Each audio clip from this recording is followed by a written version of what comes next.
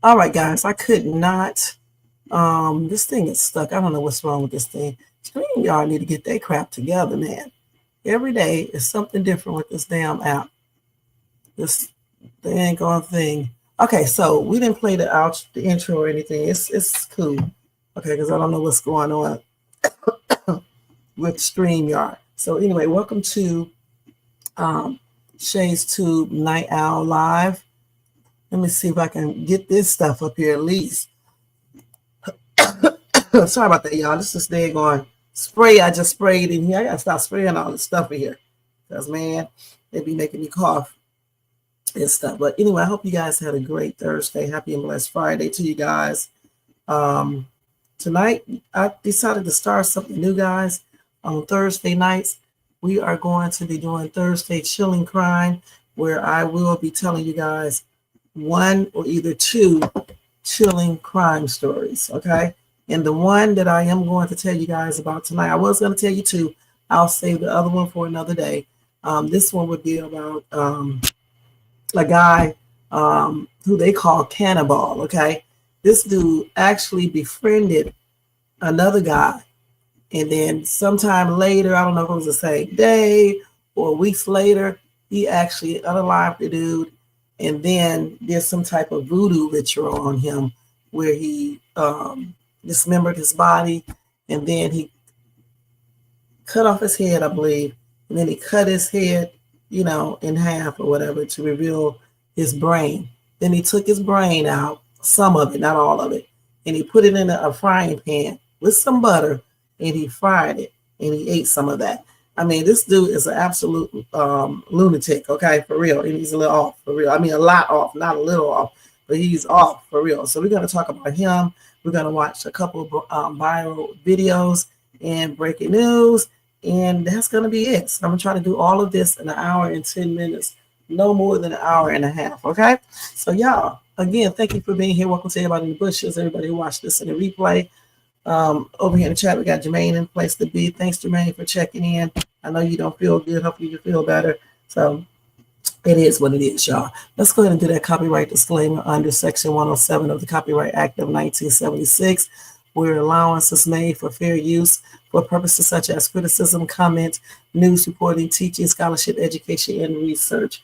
That entire copyright disclaimer is in my description area, and part of it is scrolling across the screen. I also need to check to make sure that I'm not breaking up or anything else. So let me check this real quick by logging into this. Let's see, hold on, y'all. That I'm not breaking up anything else. So let me check this real quick by logging into this. Okay. I think it's okay. Okay. I think it's okay. Okay, I think it's okay. I can hear myself, the double thing in the background, so I just had to make sure. So we're going to go ahead and go through this, guys. Again, sorry about all the technical difficulties. StreamYard charges too much to always have all these damn technical difficulties, and they don't take anything, not anything off the bill, which is crazy. You can't even put your background music on. Hold on, because the damn thing is frozen up. So I don't even know. Let's see. Know why this thing does this. It's this one screen that freezes up all the time. Thanks, Jermaine.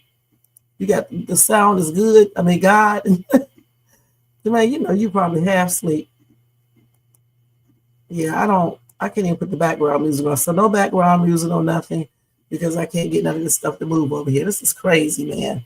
Anyway, guys, don't forget to thumbs up this video. That doesn't even work either. Subscribe to the channel and hit the bell notification so you can be notified of any upcoming videos. Make sure you share, leave a comment.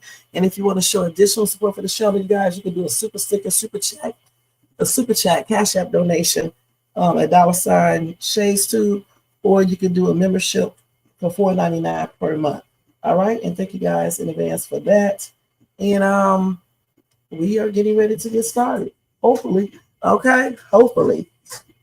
Okay. So first thing first, guys, we're going to go ahead and talk about this crazy man. I'm going to even show, pull it up on TikTok so y'all can actually see it. Oh, okay. Okay, it's cool. All right. You can hear everything, right? Okay, so I don't know what's going on with this damn thing. But anyway, we're going to get through with this live as quick as possible. So let me go ahead and do this. I don't know, maybe I should have restarted this thing before I brought it up because I had it saved from my other live. Like I said, I think StreamYard should definitely be working better, charging almost $50 per month every single month. This does not even make any sense. I'm definitely going to write them another message when this live is over because that does not make any sense. It's plainly ridiculous. All right, now, I said we're going to talk about this first. So let me just change this real quick, y'all. Let's change Little Dirk and change this to this right here. Thursday Chilling Crime. We're going to see how many people are going to do something similar. Because, I mean, my other thing has already been copied. So tonight we're going to talk about this dude right here. Let me get his name real quick. Let's see. They call him Cannibal. You know, that's not his real name, obviously. So let me put this up here real quick. So his name is Peter Bryan. Okay.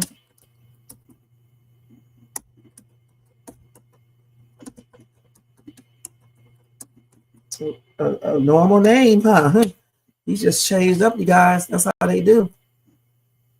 Okay. So anyway, Peter, first and foremost,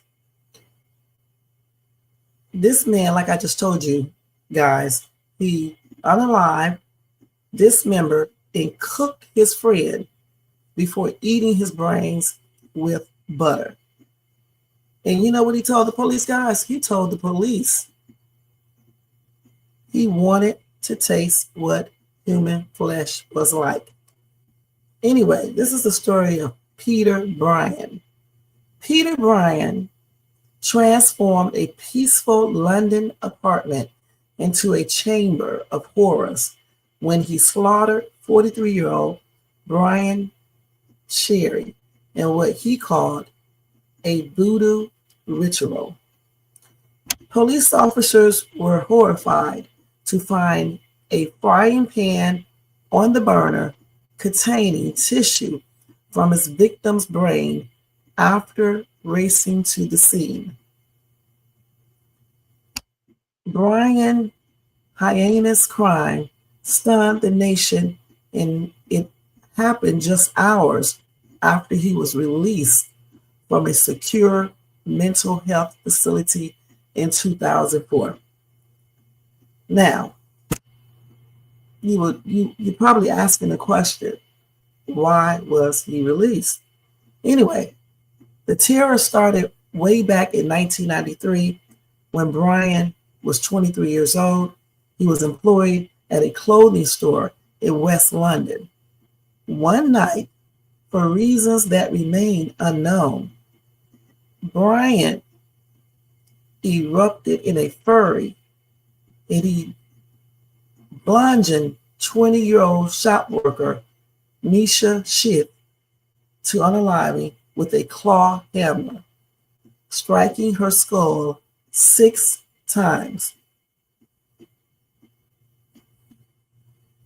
The only thing that she did was she tried to pacify him after some type of dispute. Anyway, Brian did not display any compassion, no regret, or anything. And this is according to the Mirror. Brian was convicted of manslaughter on the grounds of diminished responsibility and committed to a secure psychiatric facility. Medical professionals diagnosed him as a schizophrenic with violent tendencies, but as time passed, they believed he was getting better. By the early 2000s, he was deemed low risk, so they decided he could be freed into the community under supervision. However, that decision would have fatal consequences because in February 2004, Bryant was residing in a hostel in East London. He struck up a friendship with Brian Cherry, who was a generous Londoner who frequently invited him over for tea.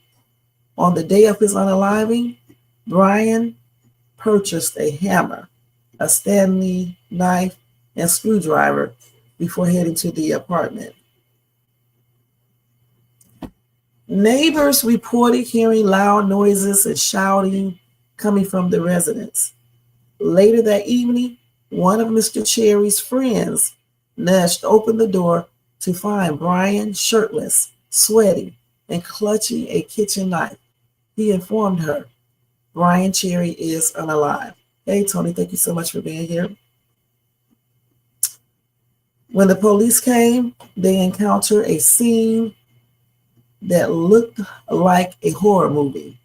Cherry's body had been dismembered, his skull cracked open, and his brain tissue was frying in a pan mixed with butter.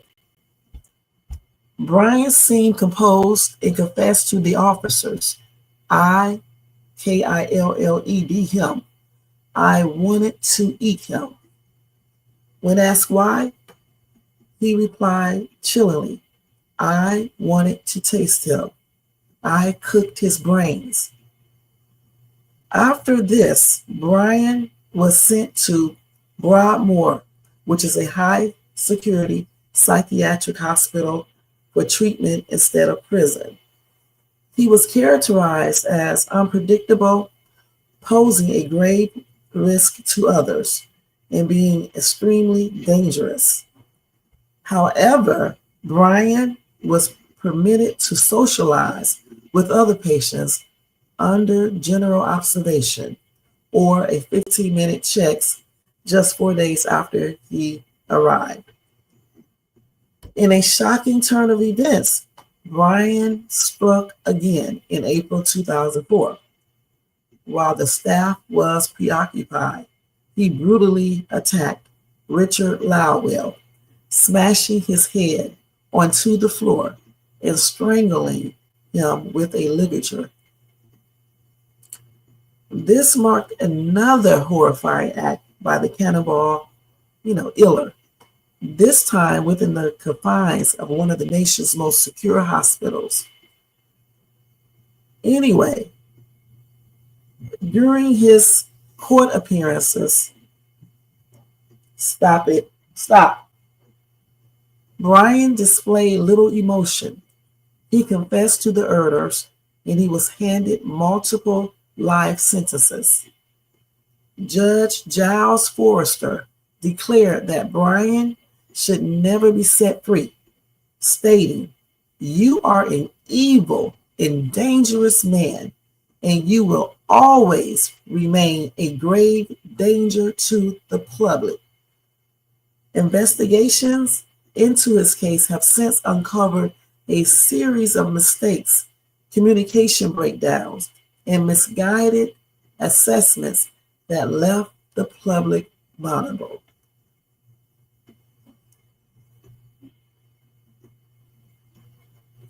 Peter Bryan, a deranged, murderous lunatic that clearly tricked the psychiatric hospital doctors. They let him free and he went out and unalive again. Now I want to show y'all some more information about this dude. This is plain ridiculous, you guys. I mean, like I said before, you got some crazy people out here and they be doing some weird stuff. This is not even the only story that I have. I may even tell you guys the second one if I have enough time. So let me go ahead and share the screen and we're going to look up some more information on him real quick. Because when I read this story, I'm not going to lie, I was like, what the heck? This is crazy as ever. Okay, let me put his name up here because I want y'all to see what he looks like on here and everything. All this stuff. This day on screen, y'all be acting up too. Let me do it like this. Screen y'all in TikTok, I mean.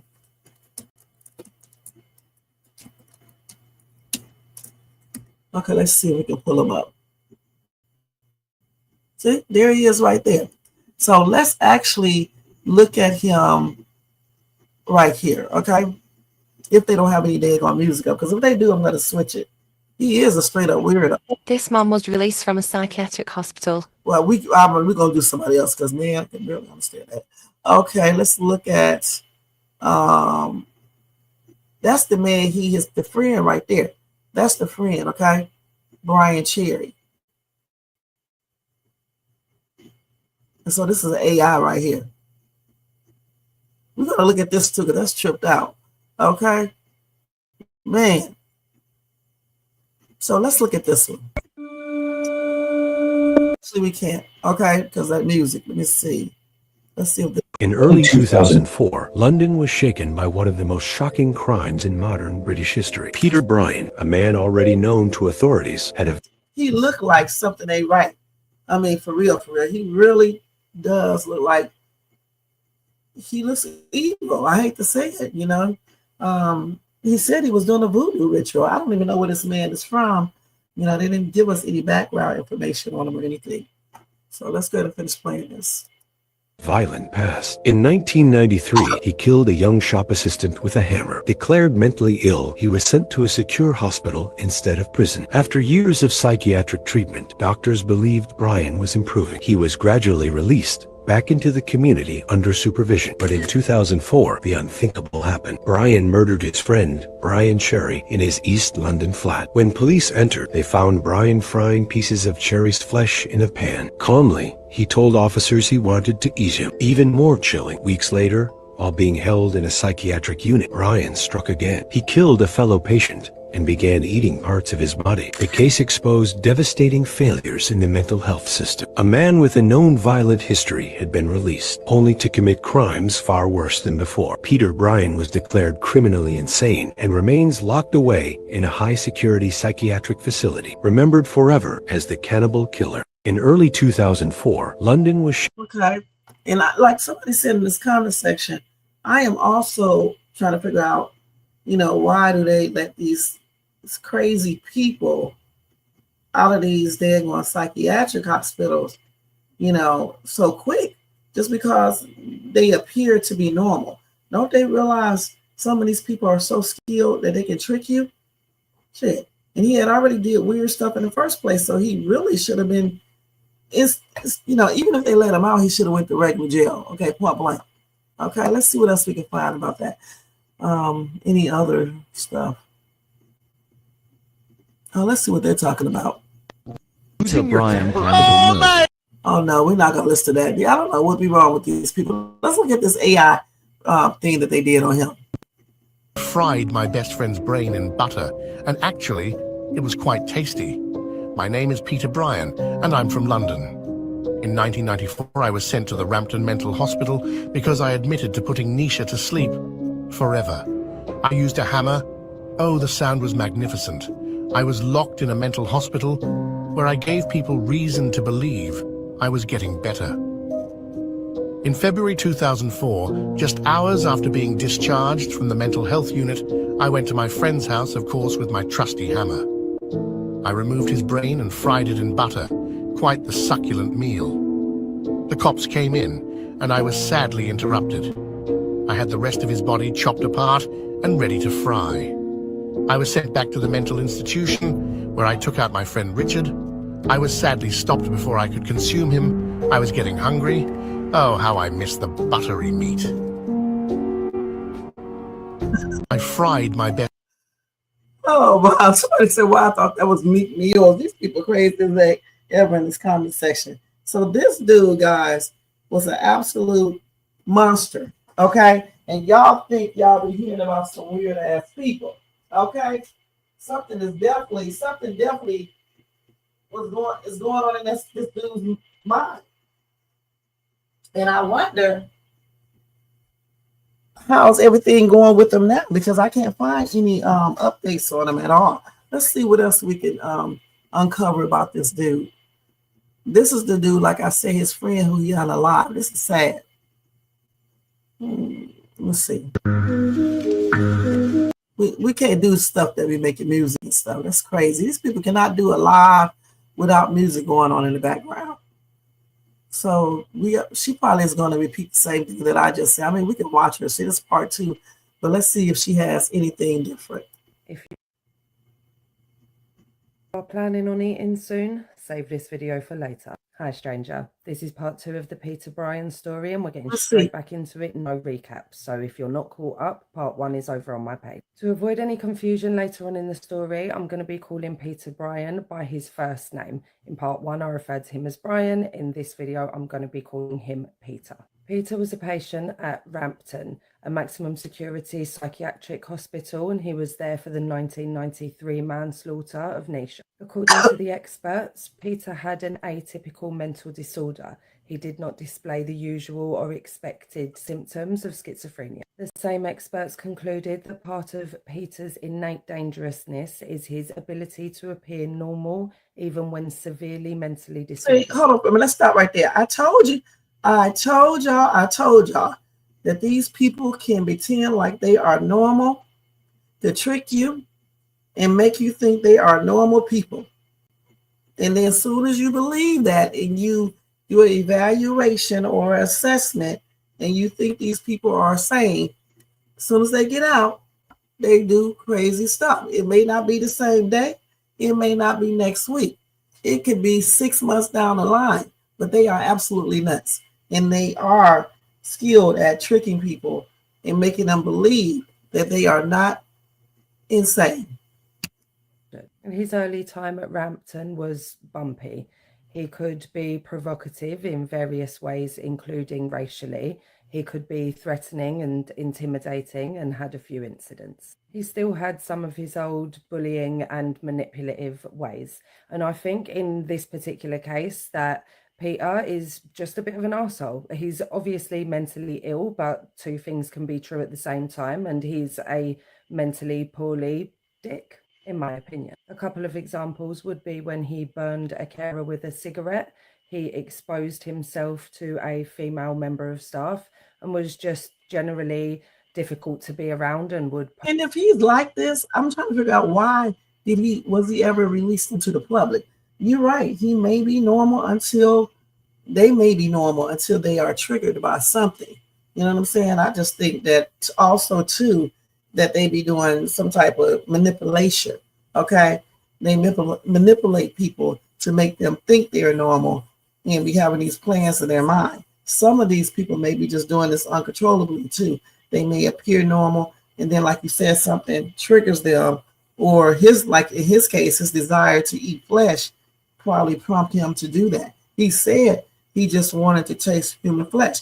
He wanted to taste that dude's flesh. He wanted to eat Brian and the other Brian, I think that's his name, Mr. Cherry. I'm gonna call him that. He wanted to eat taste Mr. Cherry's flesh and stuff, and that is probably what triggered him to do this. But he was always violent in between acting normal. Just listen to the rest of the stuff she said.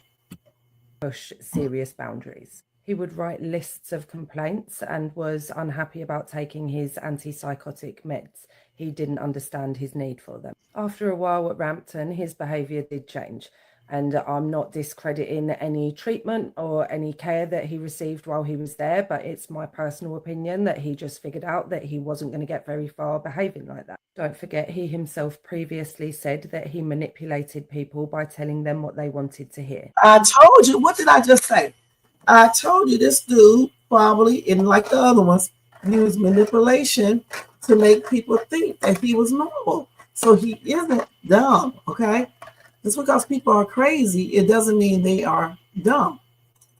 Some crazy people are very, very intelligent, okay? And they manipulate to get what they want.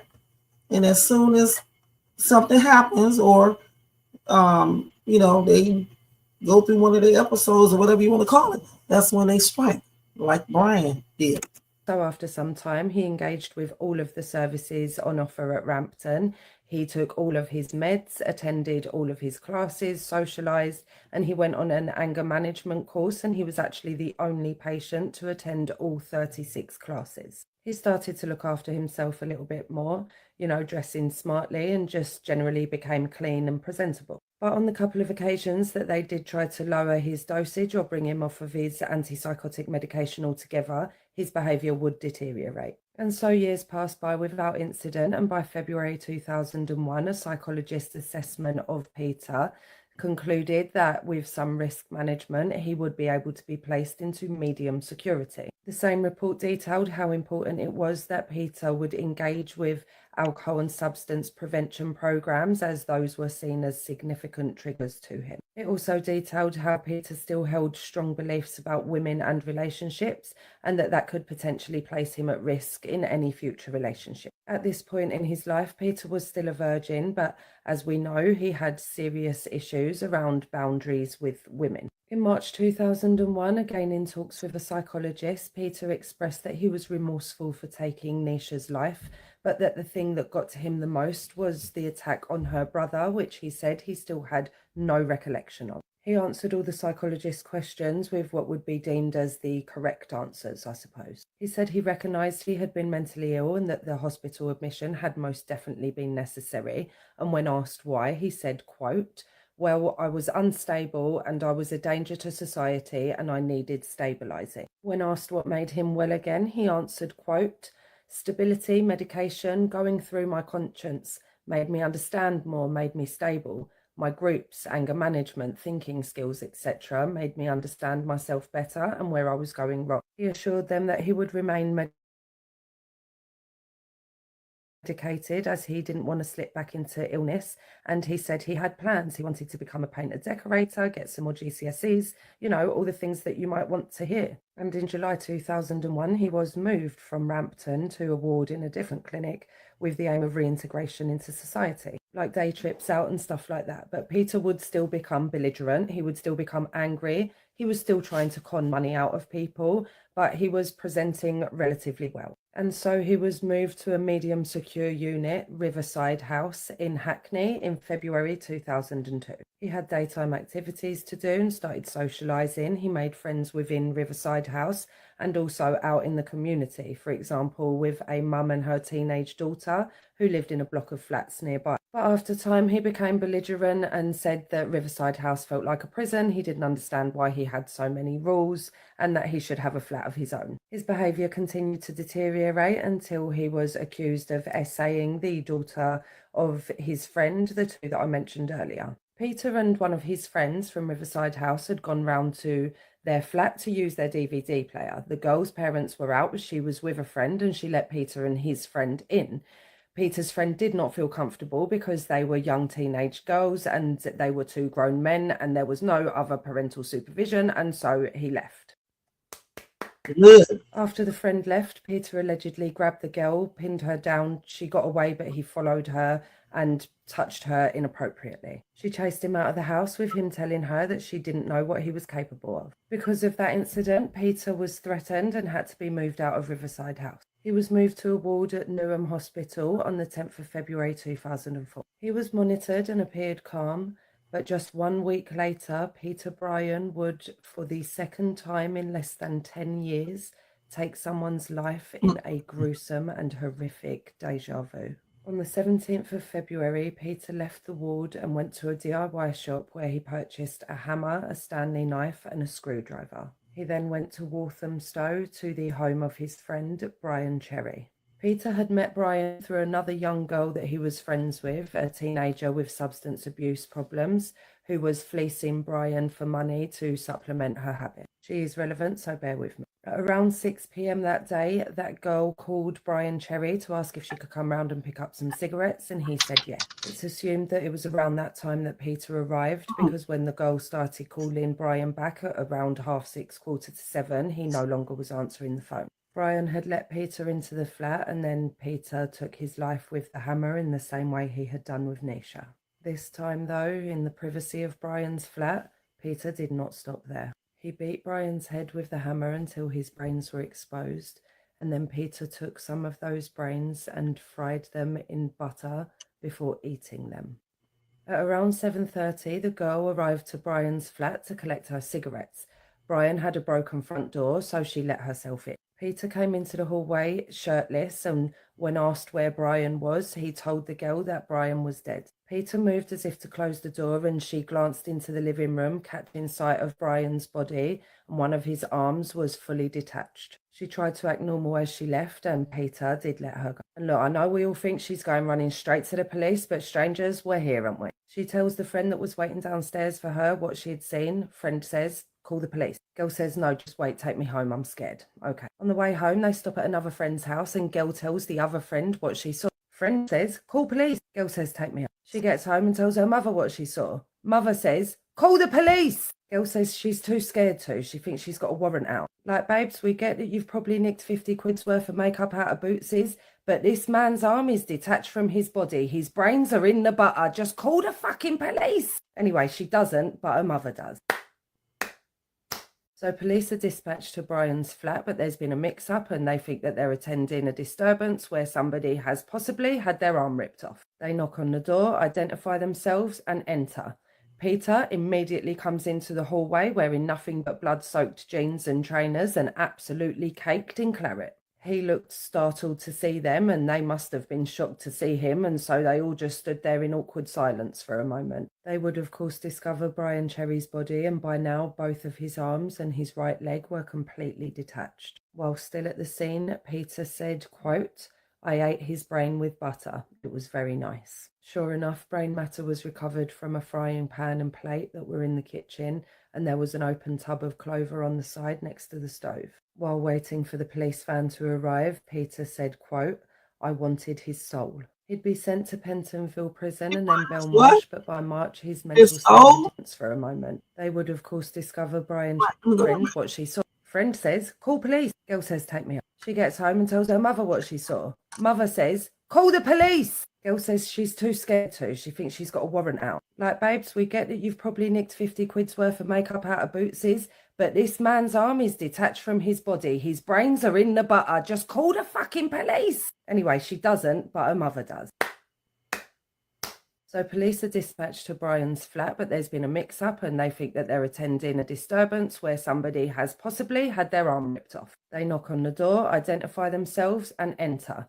Peter immediately comes into the hallway wearing nothing but blood-soaked jeans and trainers and absolutely caked in claret. He looked startled to see them, and they must have been shocked to see him, and so they all just stood there in awkward silence for a moment. They would, of course, discover Brian Cherry's body, and by now both of his arms and his right leg were completely detached. While still at the scene, Peter said, quote, I ate his brain with butter. It was very nice. Sure enough, brain matter was recovered from a frying pan and plate that were in the kitchen, and there was an open tub of clover on the side next to the stove. While waiting for the police van to arrive, Peter said, quote, I wanted his soul. He'd be sent to Pentonville prison and then Belmarsh, but by March his mental state had deteriorated and he was sent to Broadmoor on the 15th of April 2004. And you're probably expecting to hear the outcome of the court case now, but just 10 days after arriving at Broadmoor, Peter Bryan killed again. He attacked Richard Loudwell in the communal area of the hospital, at first compressing his neck by using the drawstring of his tracksuit bottoms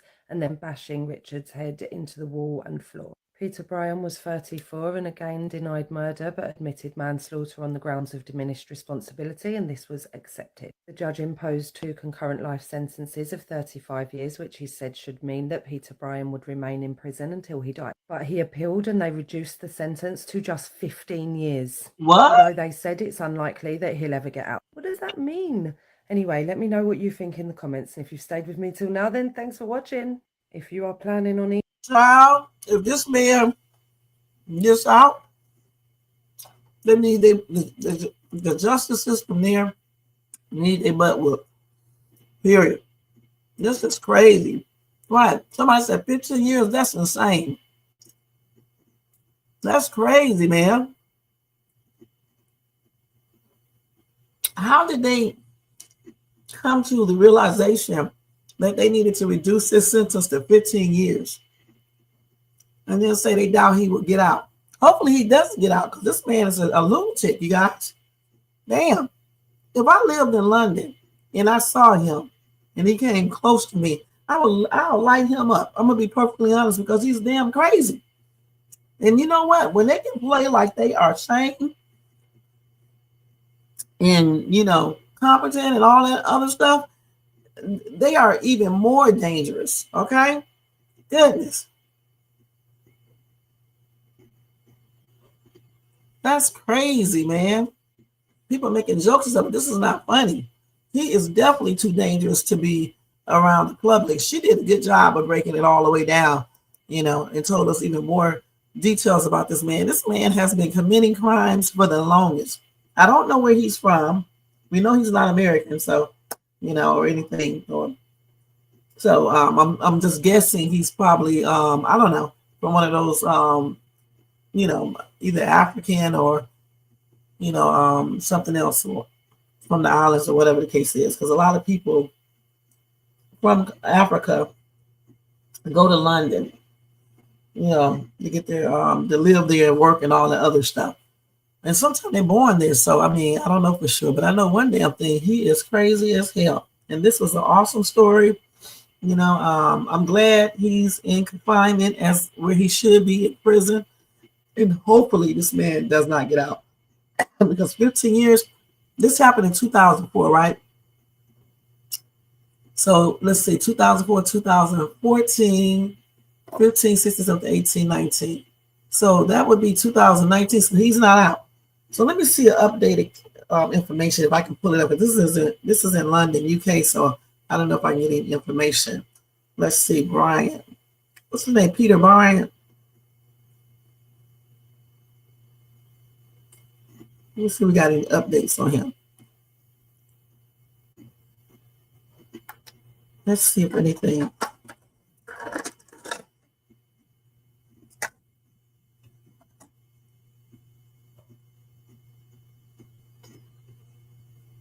Let's say, where is he at now? Let's see where. I know he's still in prison. Let's see here.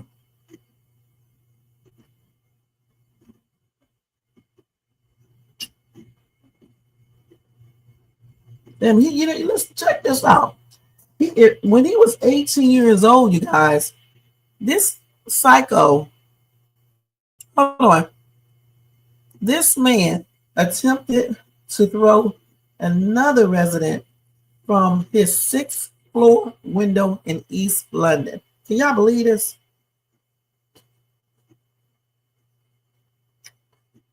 They said that attack was unprovoked. Hey, J4, thank you for being here.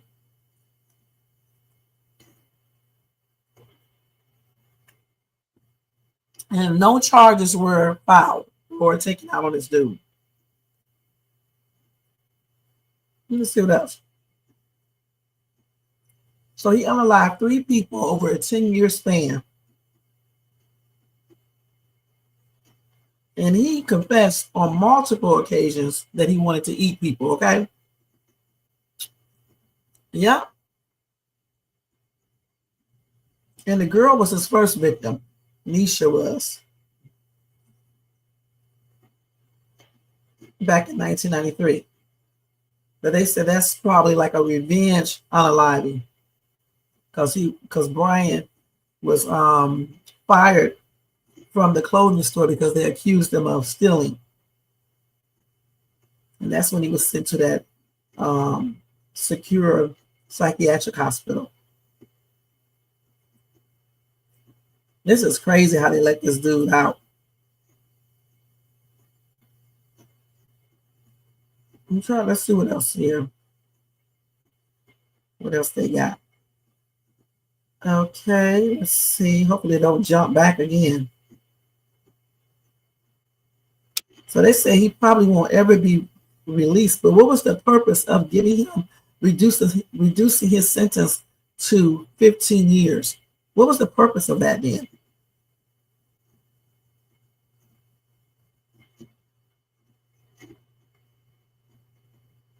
So one of the victims won a lawsuit back in 2009 for £40,000. So as of now, Brian is still in Broadmoor, okay? Nearly 30 years from his first crime. So I don't understand why they reduced it to 15, because clearly they weren't going to let him out. So I don't know why they did that, because he's still in there. He's gonna be in there. Okay? Because this dude is crazy as hell. I mean, crazy.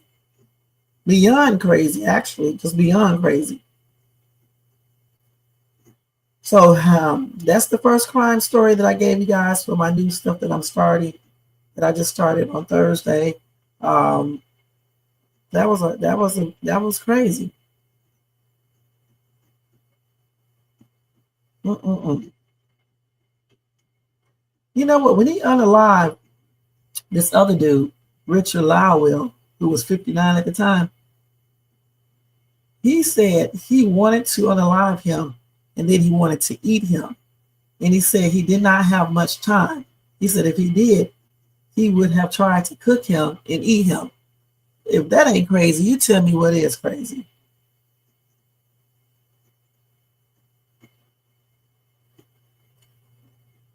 His nickname was Peckish Pete.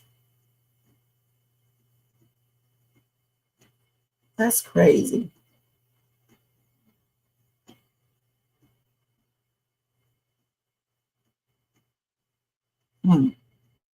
So the first judge did a good job, Judge Forrester. That's the one who gave Brian a life in prison. But then it was overturned by Lord Chief Justice Phillips a year later, and that's where he got a minimum of 15 years. Okay? But they said it's unlikely he will ever be released. I guess the reason why they said that is because at a certain time, like maybe at the 15th year or the 14th year, they probably have him come in and they talk to him. Okay, now that they know that he's a manipulator, that he pretends to be normal too, and he also pretends like he's okay and he's not going to be doing these crimes anymore, they probably talk to him extensively, and they probably have psychiatrists in there and everything, and they probably can tell that this dude is still crazy. So he'll never get out. As he should not get out, because something is wrong with this dude for sure. They say he's schizo, but damn, he's not only schizo, he's damn evil. And plus, he was doing a voodoo ritual anyway. So, I mean, that's weird in itself. Okay? That is weird. And if you look at this dude, he looks normal. That's why you got to be very careful, when you meet people, because you never know what you may be coming in contact with, because if you look at this dude, he looks absolutely normal in this tracksuit that he has on. Let me show y'all. I mean, he looks like he looks tripped out, but I'm just saying, he doesn't look like he'll be eating people's brains and shit and things like that and dismembering people, but they never do look like that. Some people do, but for the most part, some don't. And what did I do with this damn picture? I see him right there. See, he looks normal.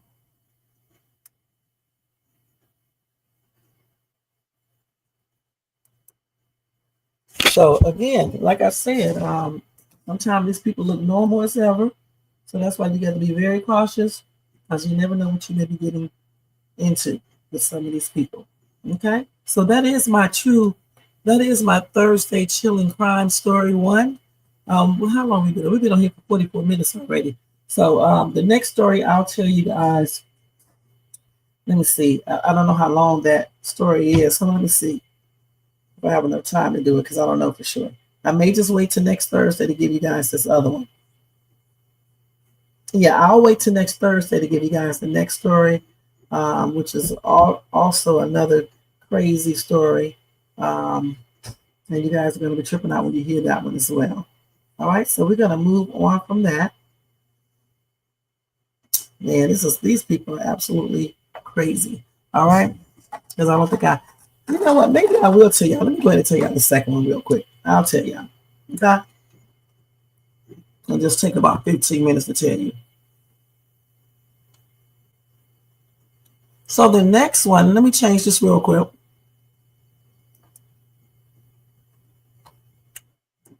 Let me take this down and do this. So the next one is this right here. Hold on. I don't know why the story disappeared. Disappeared.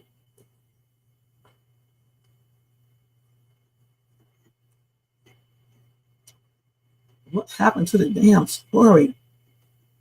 Newsbreak sucks, damn. Okay, let me do this so I can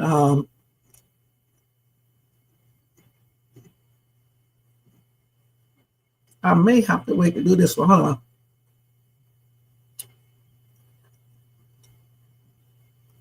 I don't know why Newsbreak does this. Sometimes you cannot pull these stories up.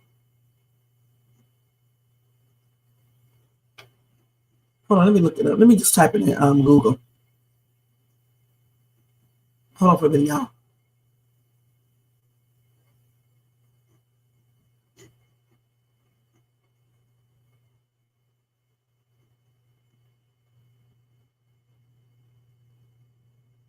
We're going to see if we can pull this up this way because Newsbreak be tripping out. So now we're going to talk about Catherine Knight. Okay, Catherine Knight. Let me put her name up here. This is another little psycho person, but not as psycho as this other one. Nothing beats the other one. Okay, let's put this up. Hold on for a minute, y'all. Hold on. Allergies messing up.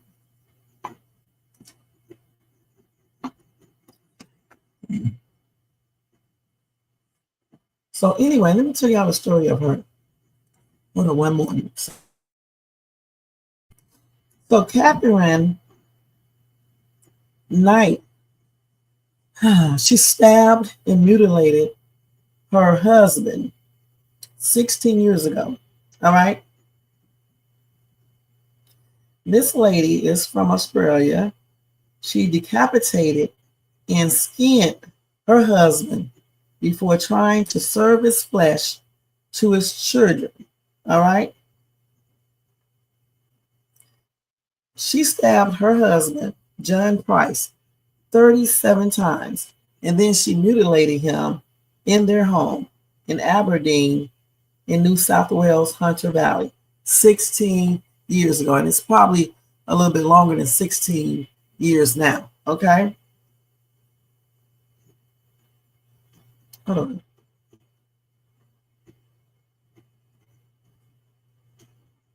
Look tripped out. Goodness. Hold on.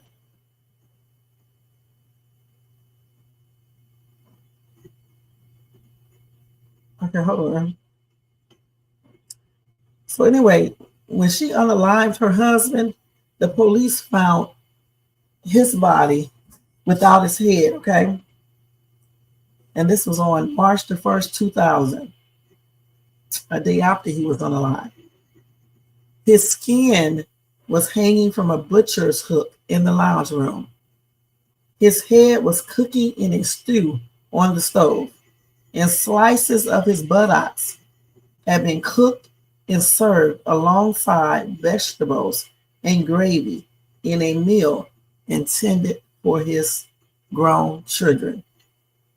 Bloodstains showed Price had tried to escape the house and had even been briefly successful, but he was dragged back inside by Knight, who had a borderline personality disorder. Here we go with another crazy ass person.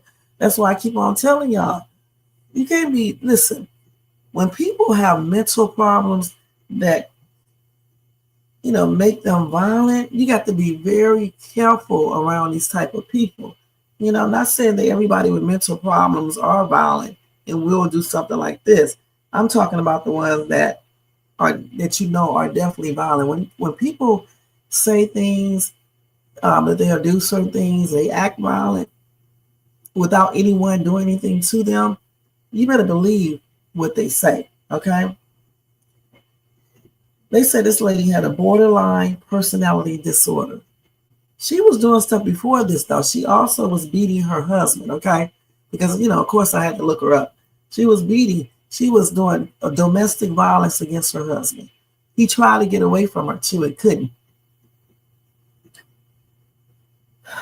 So she was sentenced in 2001, and the Supreme Court Justice Barry O'Keefe said the last minutes of his life, her husband's life, must have been a time of abject terror for him, as they were a time of utter enjoyment for her, which is crazy. So she did get life without parole. She also tried to appeal her conviction, but it was rejected. Okay, that's crazy, man. So let's see what else we got on this woman. It's crazy ass woman.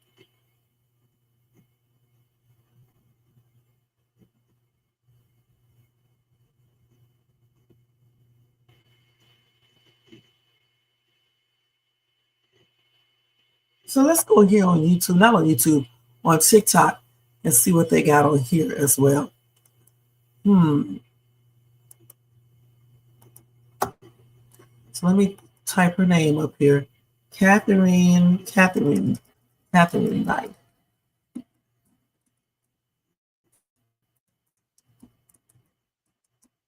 Y'all just don't know, it'd be some crazy people.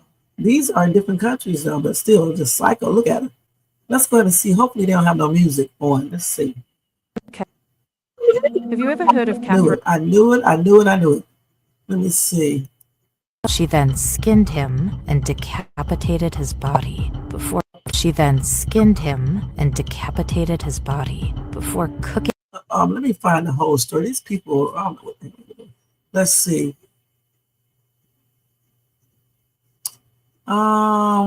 Maybe we can look at it right here. I don't know if this is her right here. I doubt it. Let's see. Well, let's see if we can hear us talk about it. Hey y'all, today's story is very graphic. Viewer discretion is advised. Oh, thank you, girl. No music. Thank you. I'm going to talk about a woman named Catherine Knight. She was born on October 24th, 1955 in Tenterfield. Let's look at this lady before she started talking more.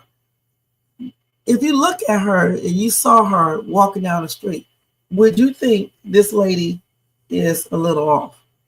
Probably not. That's what I'm saying. Looks are very deceiving. Okay.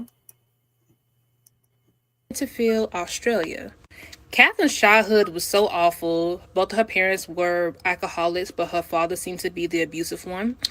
And it's been told that her father used to beat her and her mom just about every day. And of course, they're trying to use that to say that's why she is abusive, which it could be. But it does not explain why she is so psychotic. But I guess from all the abuse, that's when she developed that disorder. Okay. Catherine even claimed that several family members even sexually assaulted her. Yep. At the age of 15, she dropped out of school to become a butcher at a slaughterhouse. And Catherine enjoyed doing it. And that's fine. Yeah.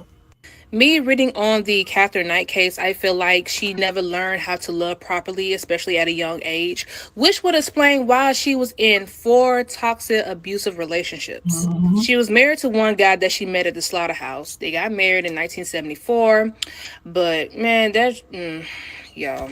They will argue and physically fight just about every day, and he was like, F it, I'm not about to be with Catherine anymore. After they broke up, one of her boyfriends, this part is graphic, she picked up his puppy and slit the puppy's throat just to show him that she's about their life. Yep. Then the next guy, she cheated on him, and she cheated on him with a guy that we're going to focus on in this tragic story. By the way, Catherine had a child by each one of these guys, and it just seemed like this fourth relationship just took her over the edge. In the late 1990s, Catherine met a guy named John Price. Everything was going good at first. John also had children of his own before he met Catherine. Catherine wanted John Price to marry her, but John was like, look, I've already been married before. I'm not ready for that. And that highly made her upset. She tried to stab him to death. It was just crazy. So one day, John went to work and he told his co-workers, if I don't come to work, Catherine murdered me. Yep. And that, my friends, he would be right. On February 29, 2000, John came home from work. Him and Catherine, they got their freak on, but Catherine was like, I got something else for you. Catherine grabs a butcher knife that she had beside her bed and stabs John 37 times in his sleep. John did wake up during the attack. He was trying to fight back Catherine, but unfortunately, he lost this fight. I wish this was all to the story, but it's not. Catherine cuts John's skin to make it into some kind of curtain. Then she decapitates his head and puts it in this. She puts John's head in this pot to make diabolical stew. She got sick from eating John, but she had the nerve to try to serve this to his children. Luckily, they did not eat it. When John didn't show up for work, his co-workers called the police. Catherine tried to commit suicide by taking sleeping pills, but her attempt was unsuccessful. She is currently alive, serving life without the possibility of parole. All right, y'all, I'll be back. Hey, y'all. So let me go into more details about this crazy ass woman real quick. Okay. Okay, let's say. So John also took out a restraining order, okay, on her on the same day. And he did this after years of her abusing him. I don't really understand why this dude did not just get away from her. Okay? Because, like, you know, it's harder for a woman to leave a toxic relationship than it is for a man because, you know, women are the weaker people. Plus, a lot of women depend financially on the men, and they be trying to keep the family together and all types of stuff. These two were not legally married, right? And I just don't understand why he just didn't leave this woman. They were fighting all the time. That's crazy. They said she peeled off his entire skin in one piece. So she knew where to cut him just so it could all come right off. They said like she was dressing a carcass. And that's when she hung it up, the skin, on a meat hook in the living room, just like she did when she, you know, was at her job.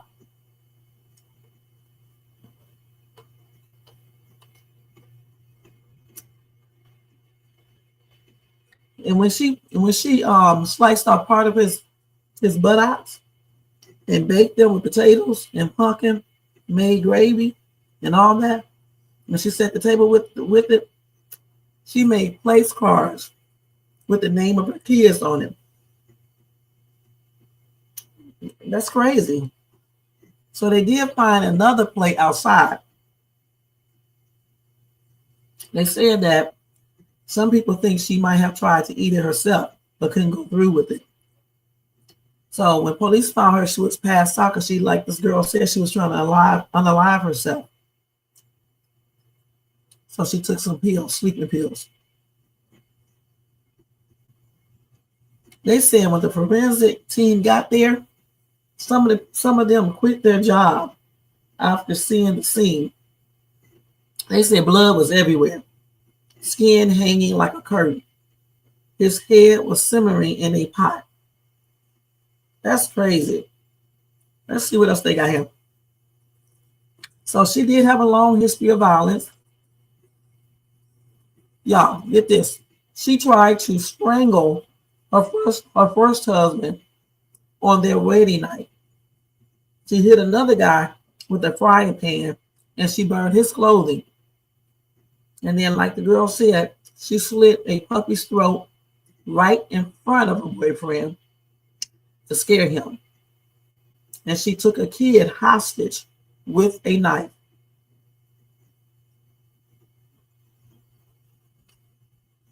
People literally warned her boyfriends she was capable of unaliving them.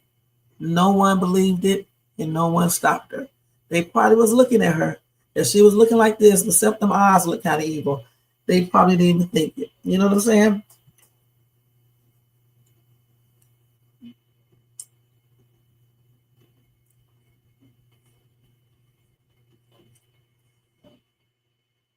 I'm just trying to figure out with all this domestic violence and everything else she was doing, I'm trying to figure out why she never was incarcerated and kept in jail.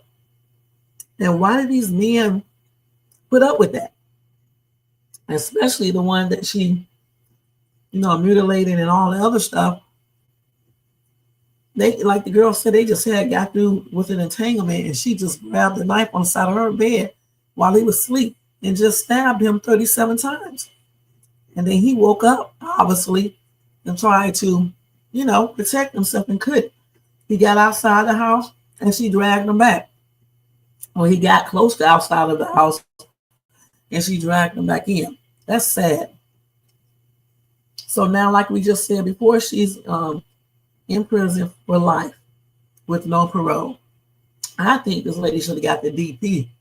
If she was here, she should have definitely got DP, because this is crazy, man.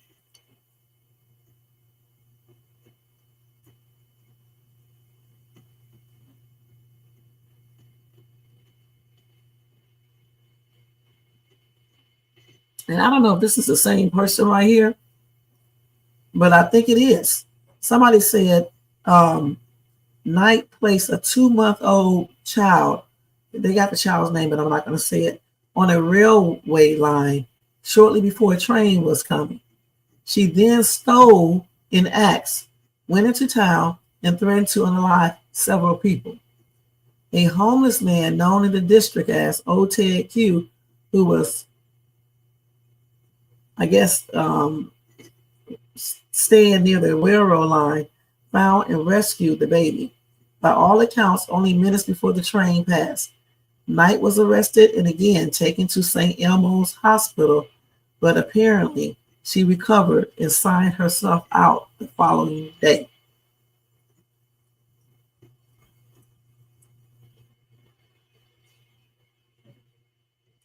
So somebody said that their grandfather was one of the police officers that arrested her. And they said that their grandmother had to sit in the police car with this lady. And they said that she was pure evil.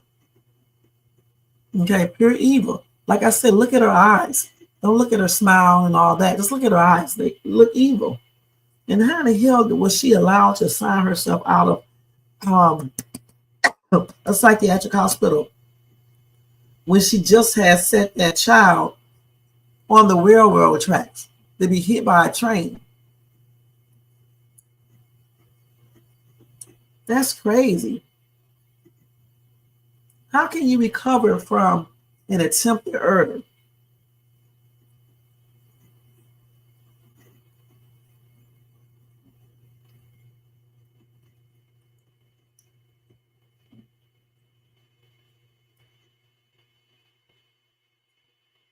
Let's see what else they got here. They said she done did even more stuff to her partners, okay? And everyone around her. Okay, somebody else said that. This man said, I hate this, you know what, damn woman. This post doesn't even go all in on all the shit she's done to her partners and everyone around her during her life. I'm glad she will never get out. This is, like I said, I don't know if they have a DP over there, but honestly, that's what she needs, because she is pure evil, you guys. Look at her.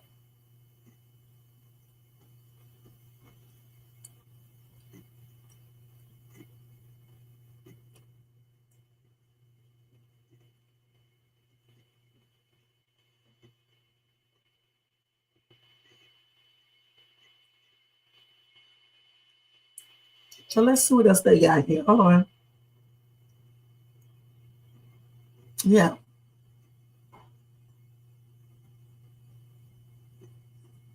So let's see if they got anything else on this lady. I'm just looking on here reading. And I can't believe she held her little child as a hostage. Like I said, she should have never got out when she did that, okay?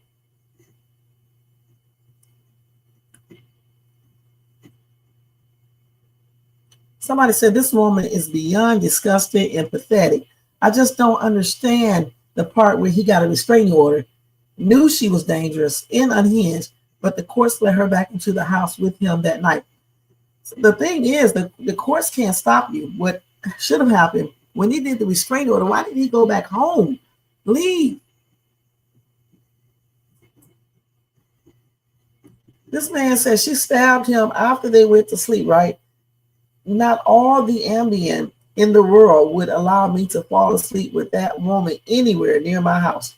Did she actually break in while he was asleep? No, they went to sleep together because they had just got through doing you know what. They said she didn't break in, she seduced him. And after they done the deed, John fell asleep. He was woken up by being stabbed repeatedly. The cops said they could see from the blood trail that he jumped out of bed and was trying to run up to the hall to get out the front door, but she was slashing at him, stabbing him in the back as he ran. He made it to the front door only to collapse and be dragged back inside. What's this? Oh, my shirt. The poor man went through hell. And she's going to go to hell for doing all this too, for real, because this is crazy. Somebody said, when I did a deep dive into this nutcase, I think the thing that shocked me was how everyone knew she was abusive to the men that she was with. Yet she had no shortage of guys lining up to be with her. And I'm trying to figure out why. Mean to the core, assaulting her own children, and just all around evil. Why on earth? They said they think she was very manipulative, like a lot of psycho people are.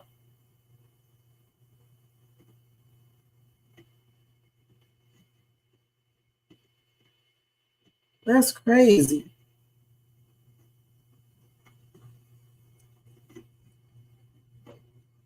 So somebody said the same reason so many women fantasize about actual illers like Dahmer.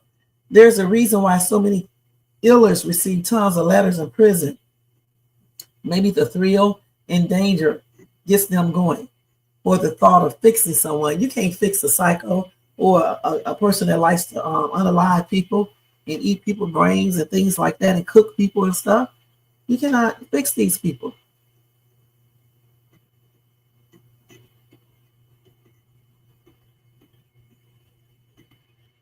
So somebody said, I know a lady that was in jail with Catherine.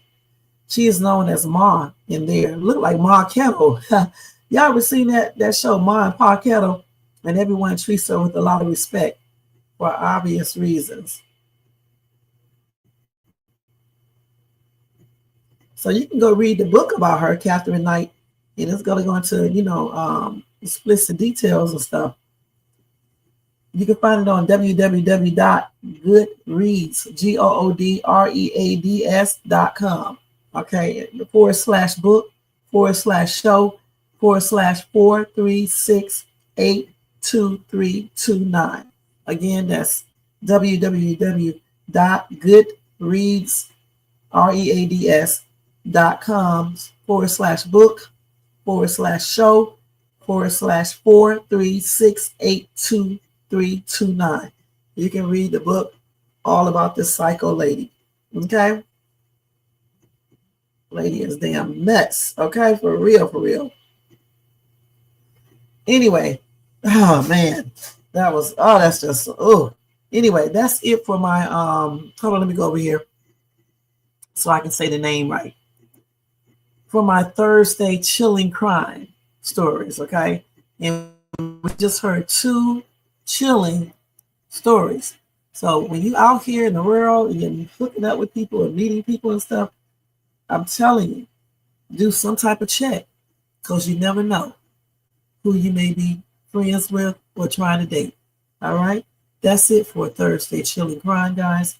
And now we're going to go right into some of these viral videos. And we are only going to watch about 4 or 5 of them, because I definitely wanted to tell you guys some breaking news. We've been on here so far for 1 hour and 9 minutes, and I don't want to go over 1 hour and 30 minutes. So we're doing good. All right.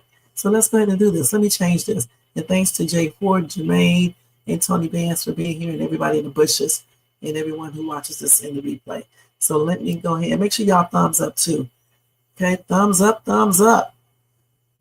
Oh, let's see here, viral videos. So let's go and do some viral videos after hearing those 2 horror stories. Okay, and they are definitely horror stories. And don't forget, every Thursday, we're going to be doing this chilling crime thing on Thursdays. On Tuesday, it's true crime, okay? So don't forget about that. All right, so let's go and go to this next one. First, let me change this banner. I always forget to change it. Okay. Now, let's go ahead and do this one. Kaplan Nightman. Okay, let's go over here and get these videos. Let's do some laughter now, okay?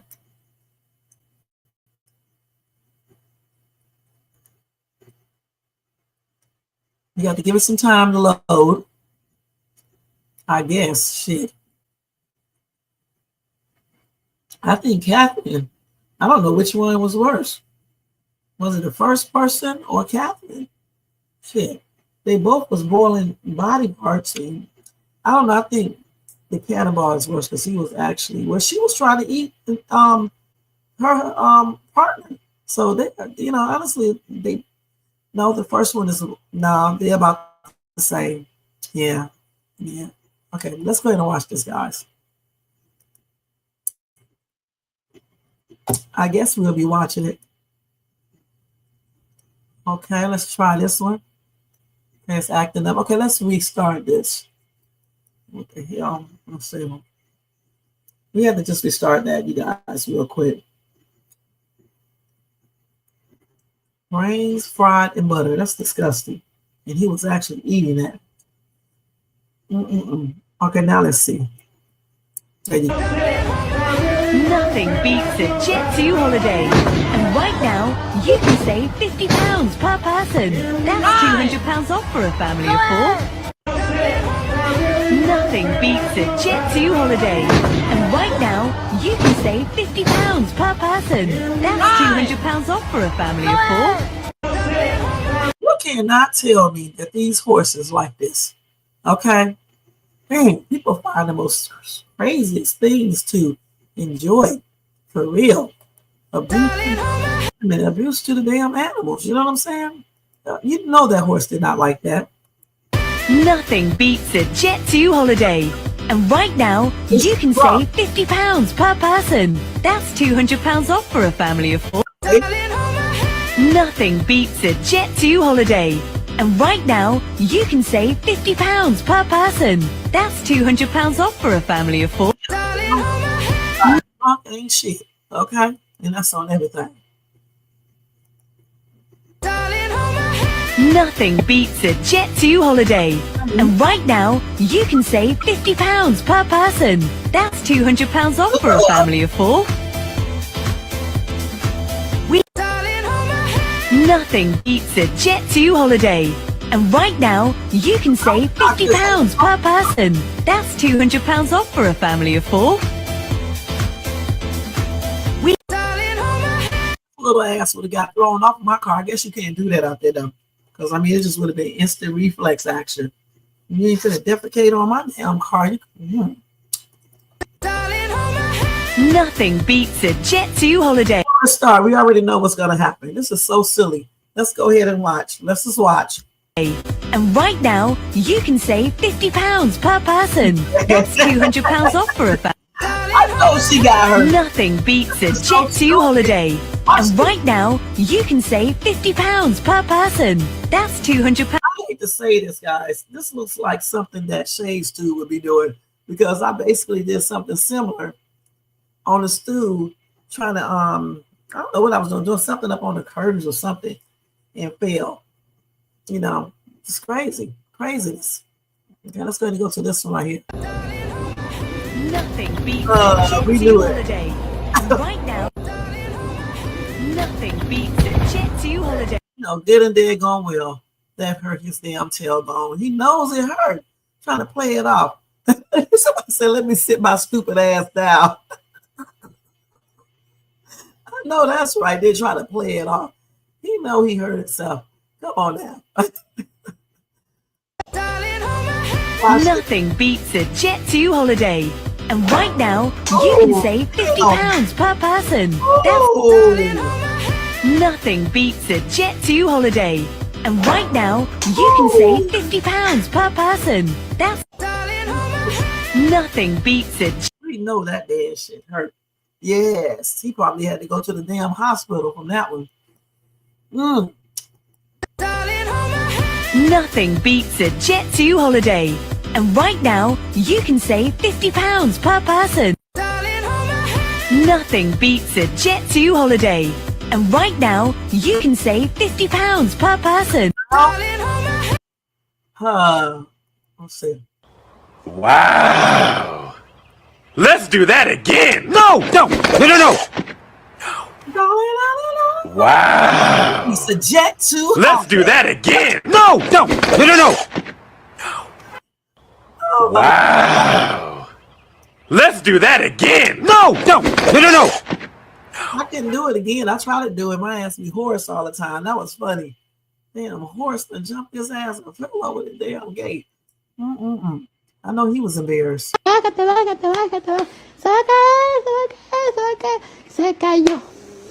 girl.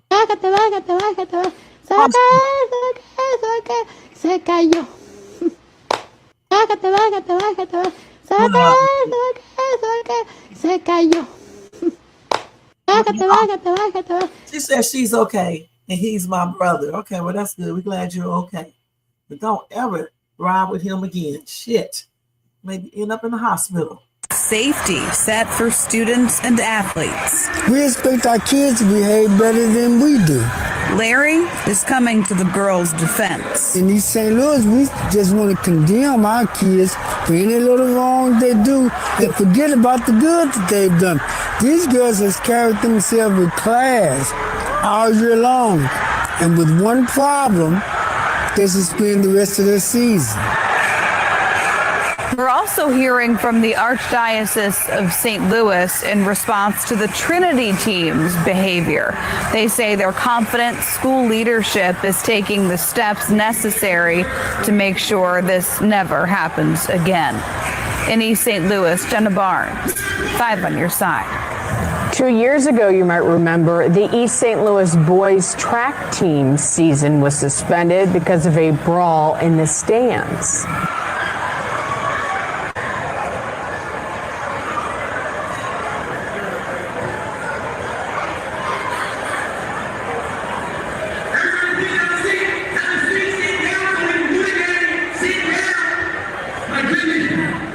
Safety set for students and...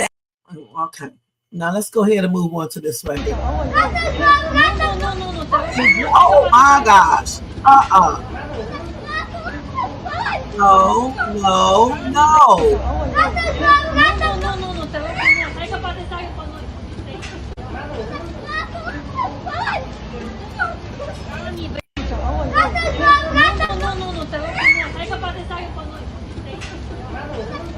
That's nasty appeal.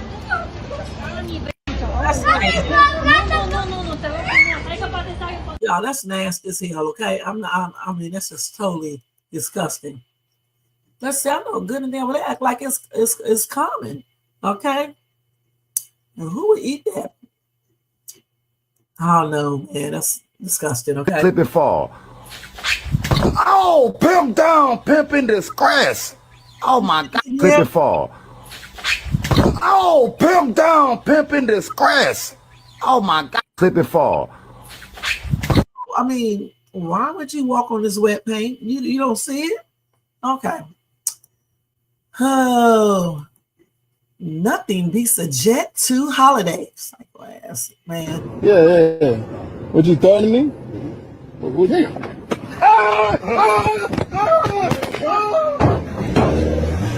Yeah, you fucked around and found out. You thought shit was sweet. You saw that old ass man with the hatchet in his hand and thought that he wasn't gonna do anything. Where this guy fucked up was he saw that old head holding that hatchet, standing there. And then he had his door open, trying to record this man, thinking that just because he's recording, that man would not attack him. That was someone that wanted to live in their own reality. And he just got a reality check that the world is dangerous. And you as a person need to take action to help to minimize risk and protect yourself. What could he have done in that situation? Well, the first thing would have been not sitting there recording, close your door and leave and drive the fuck off. But you know when he did that? After he got attacked. After that old head gave him the business, he screamed like a little bitch and then wanted to drive off. He should have done that before he got attacked. Yeah. What you threatening me? What you?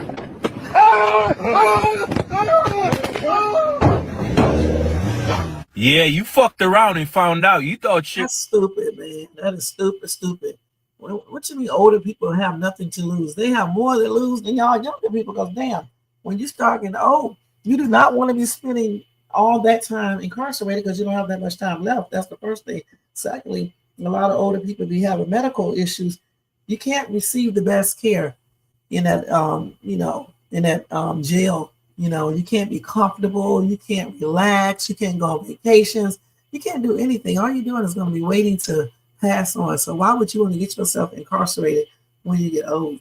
You know what I'm saying? You don't have that long. I mean, why spend it there? Okay. Anyway, let's go ahead and move on. Let's look at this one. Nothing beats a Jet2 holiday. And right now, you can save £50 per person. That's £200 off for Nothing beats a Jet2 holiday. And right now, you can save £50 per person. Okay, I done learned the damn commercial. Nothing beats a Jet2 holiday. And right now, you can save £50 per person. That's £200 off for a family of 4. Nothing beats a Jet2 holiday. And right now, you can... Okay, let's see what's going on here. Nothing beats a Jet2 holiday. And right now, you can save £50 per person. That's £200 off for a family of 4. We've got millions of free child place holidays available. Nothing beats a Jet2 holiday. And right now, you can save £50 per person. That's £200 off for a family of 4. We've got millions of free child place holidays available. Let's see what these racist people said in the comment section. They don't care where they are. Oh, please shut your ass up like you care where you're at. Come on now. We know where crime originated from. Come on, let's keep it real. Nothing beats a Jet2 holiday. And right now, you can save £50 per person. That's £200 off for a family of 4. We've got millions of free child place holidays available, with 22 kilograms of baggage included. Nothing beats a Jet2 holiday. And right now, you can save £50 per person. That's £200 off for a family of 4. We've got millions of free child place holidays available, with 22 kilograms of baggage included. Nothing beats a Jet2 holiday. They need to put their dogs on leashes, man. Nothing beats a Jet2 holiday. And right now, you can save £50 per person. That's £200 off for a family of 4. What the hell? We've got millions of free child... Nothing beats a Jet2 holiday. And right now, you can save £50 per person. That's £200 off for a family of 4. We've not been alive after that. No, I'm joking. Gosh. That's crazy, man. Hey, Jermaine, we want to see all different race of people doing some crimes and stuff and doing some fighting, okay? It's like everybody I see, you got all black people, and it's like, this world consists of so many different colors, okay? It's not just black people doing crazy stuff, okay? Nothing beats a Jet2 holiday. And right now, you can save £50 per person. That's £200 off for a family of 4. Nothing beats a Jet2 holiday. And right now, you can save £50 per person. That's £200 off for a family of 4. Nothing beats a Jet2 holiday. And right now... You stop them. Okay. Let's look at this. Nothing beats a Damn. Jet2 holiday. And right Wait, now, damn kitchen from this little damn baby. Nothing beats a Jet2 holiday. And right Wait, now, the damn you kid. can save £50 per person. Nothing beats a Jet2 holiday. And right now, you can save £50 per person. Nothing beats Poor baby, a look at Jet2 this. holiday. And right now, you can save Why would £50 per person. you are just as crazy as ever? Why would you let your baby hold a kitten? You have to show them, and you have to hold them with. You have to hold the kitten with them, and show them how to be soft and gentle. Gosh.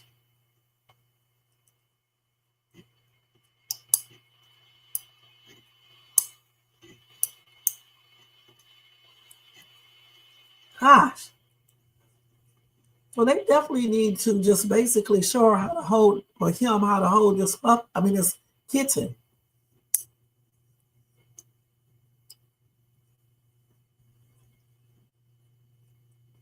We do want to see the whole video. Okay, let's see this again. Nothing beats a Jet2 holiday. And right now, you can save £50 per person. You thought this baby Nothing beats a Jet. can't be giving animals, kittens and shit to little babies because they don't know. Damn.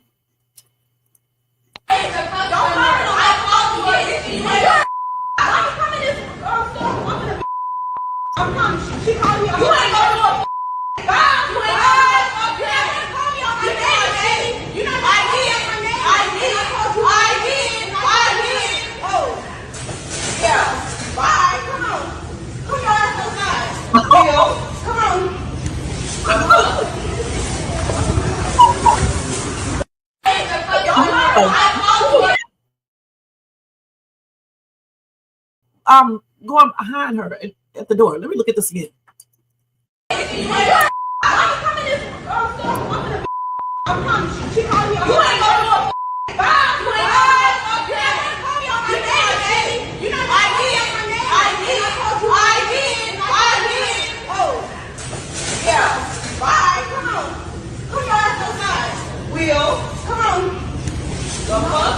Who is that right there? What is he doing? Look like he was trying to her or something.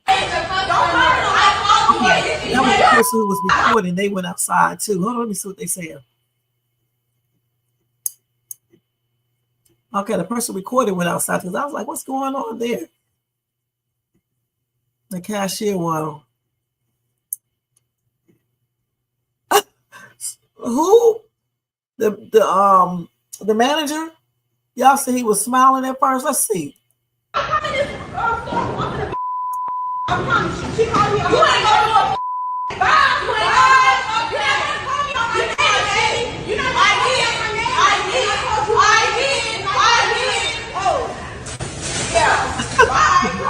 He was smiling for me.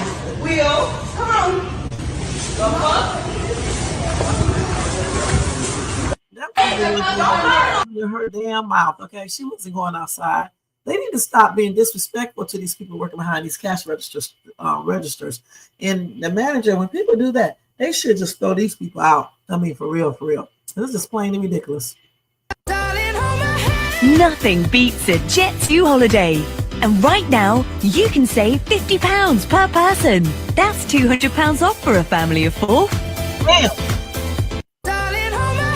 Nothing beats a Jet2 holiday. And right now, you can save £50 per person. That's £200 off for a family of 4. How about you, Henry? Okay.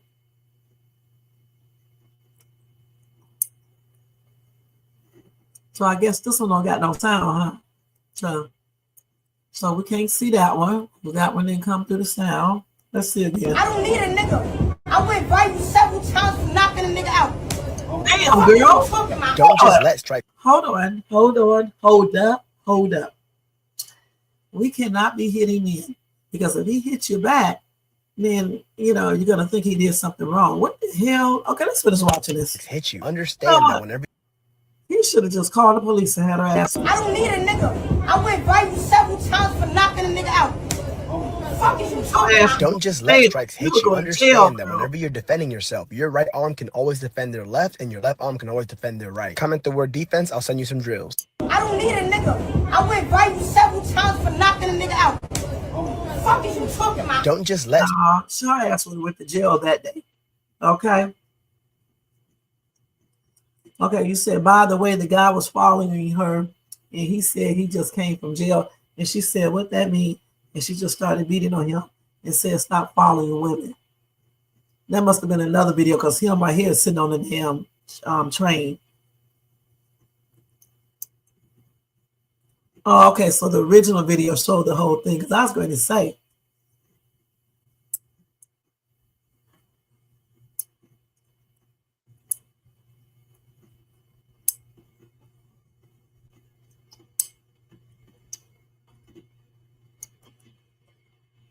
so, she had a GUN too? Let me see. Hold on. I don't need a nigga. I went by you several times for knocking a nigga out. Fuck is you talking about? Don't just let strikes hit you. Now. Understand that whenever you're defending yourself. I don't need a nigga. I went by you several times for knocking a nigga out. Oh, she had it right there.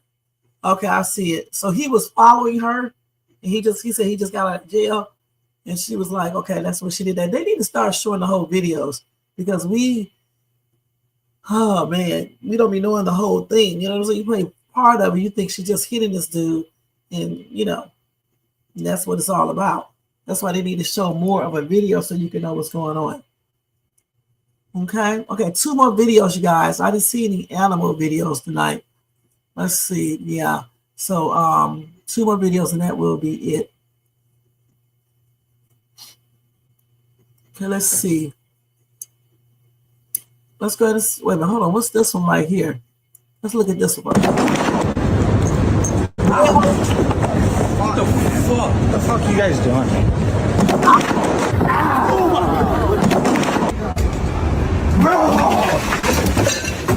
Yo, you. Oh, shit! Yo, man! What you, homie? I was just trying to show you. Yo, what's up with you, bro? Why do you keep swinging around my house like that? What the fuck?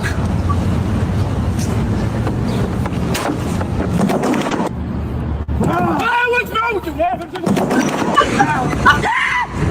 Jesus fucking Christ! Oh my God!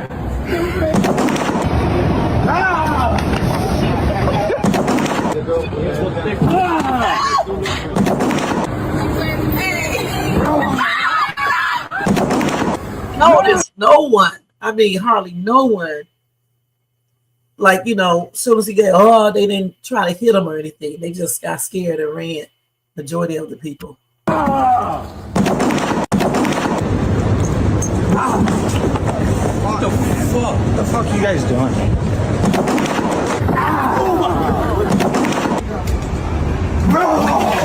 They got one person. Yo, you. Not even him. Yo, man! What you, homie? I was just trying to show you. Yo, what's up with you, bro? Why do you keep swinging around my house like that? What the fuck?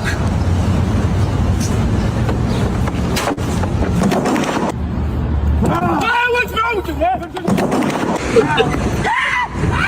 Jesus fucking Christ! Oh my God!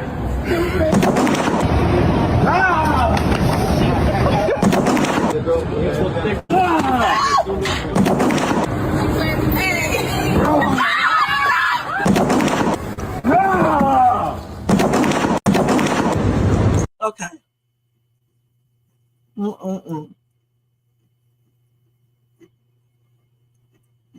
He was looking tripped out. Oh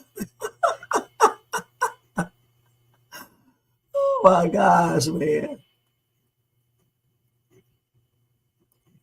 That was funny. People they be scaring the crap out of people with the most silliest things. Sitting up there like a garbage can. My fucking money back. Give me my fucking money back. You're not getting it. Give me my fucking money back. Then. Give me my fucking money back. Then I ordered a large. I don't care. Where's the spit? Yes. Give me my fucking money back. Give me my money back. Yeah, that man his damn money back. These people will lose their lives over some damn $2.25 or $3 or $4. Come on now, y'all. Give me my money back. What money? I ordered a fucking large drink. She said I can't have a large drink. Give me my fucking large drink. Give this man large. No. Where's the spit? I spit on you. Where's the spit on you? Where's I didn't spit on you. You lying. Give me my fucking money back. It's right there. Ain't no spit right there. It ain't my spit. It ain't my spit. Give me my fucking money back or give me my fucking large drink. What kind of large drink was it? Give me a fucking Sprite. I ordered this shit on the paper. Give me my fucking larger drink. You're not gonna spit and think I didn't spit. You lying ass bitch. Look. It ain't no spit. No, I didn't order a small. I didn't order a small. All right, relax, all right? I'm gonna help you out. They'll lose their lives. Life. Over some damn small, over a large drink versus a small one. Damn, get that dude that large drink so he can get his ass out of there with his crazy ass. And see, y'all do stupid shit, man. All right, relax. You got a small? Right, but I didn't order a small. Everything else here is small. When am I going to order a small drink? I didn't spit, somebody else spit. I didn't do it. It wasn't me. It spit on the ground, but I didn't spit on the ground.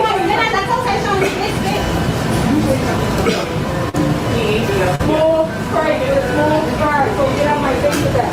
Here. He's still spitting. But he didn't spit. Come on, bro. I'm not doing all that.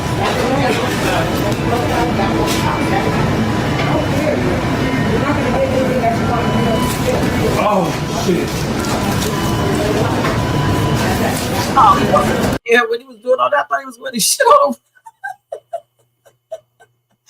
I didn't know what was going on. Shit, okay? He got a spin problem. He got a spin problem. You spit it again? No, I'm not spitting. Yeah. Where you spit again? Where you spit it again? Spitting over by the tree. No, I didn't. You spit, you did? I didn't spit right there. But that's not a problem, though. Y'all fuck up my food when I come here and eat. That's not a problem. Y'all fuck up my food. That's not a problem. Have a seat. Have a seat. I'll take care of you. I'll take care of you, right? I always take care of you, right? Yeah. All right, so just have a seat. Calm down, all right? Watch this. That's how you handle it. Watch this. Watch the cop come in. Keep that spit on the ground, y'all. Keep that spit on the ground. Yeah, any drink, whatever drink you got. Is it small? Yeah. Make them 2 large strawberry bananas. 2 large strawberry bananas?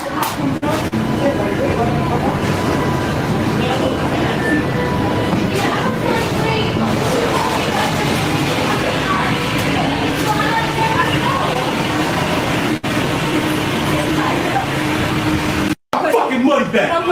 Give me my fucking. This camera person sucks. I mean, damn. So he just left out there, huh?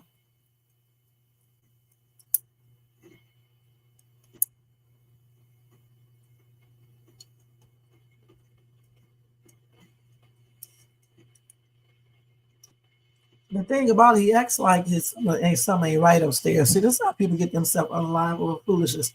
Just get this man this damn drink and get him out this damn store. Shit. Does anybody got time for all that? Okay, this is the last one for tonight, you guys. We don't have no animal videos or all. Let's see. At all. So this will be the final one for tonight. I just got a Ring notification that a disgruntled employee what? got pissed off this morning. Here, this is only 2 or 3 hours ago. Took this house down with an excavator. Excavator's right over there. Oh my gosh. I've never seen something like this. That is awful. Oh my gosh. The house was almost finished. I just got a Ring notification that a disgruntled employee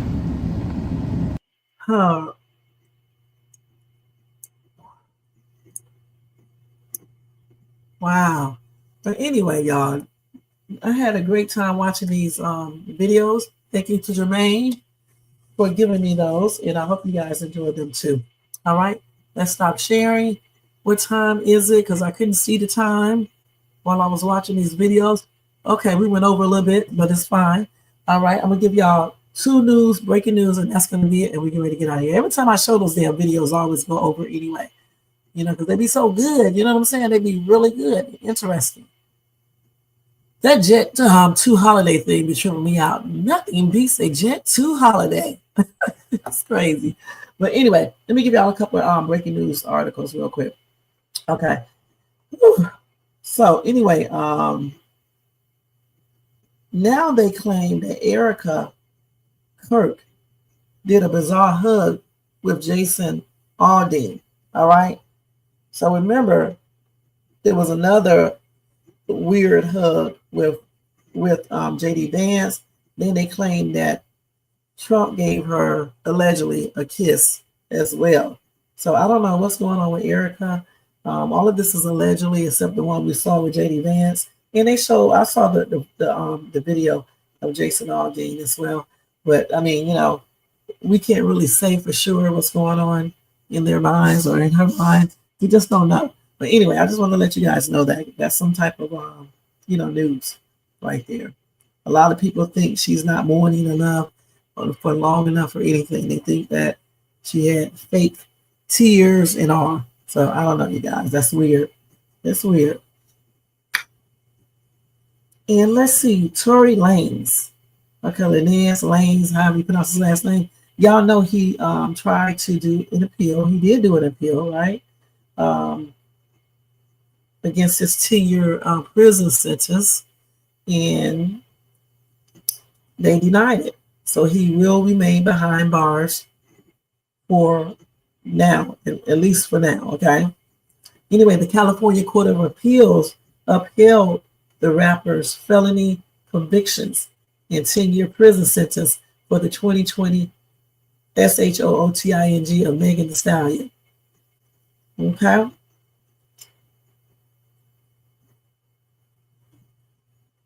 Anyway, Megan's attorney, Alex Spiro, released a 31-page response refuting renewed efforts by Lane's legal team and supporters to challenge the conviction. The report also reaffirmed that ring camera footage had been introduced during the trial and that DNA evidence from the firearm showed a high percentage that the shooter was male.